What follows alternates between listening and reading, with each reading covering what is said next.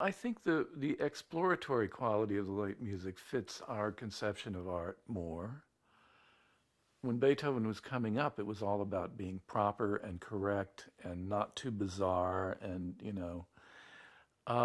he'd put all that aside, but also they're modern in that sense of the exploring and searching quality they have, the sense of not settling down, and the sense of something that on the surface is sometimes almost inexplicable.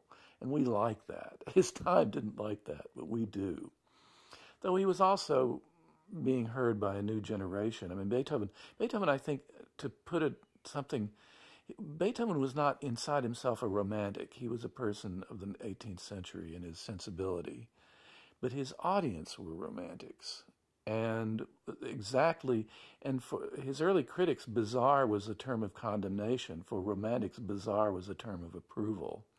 And Beethoven to them was the epitome of the bizarre in music, and the inexplicable and the deep and the frightening and the marvelous and so forth and so on. These are all romantic qualities.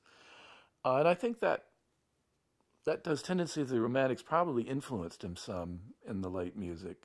He knew I think he read everything written about himself. So, and let's put it another way. As an artist, there's what you consider yourself to be doing, and then there's what your audience considers you to be doing, which are two quite different things, sometimes radically different things. But there's also your own response to what your audience thinks about you, which comes back to you and sometimes inflects who you are or what you're doing.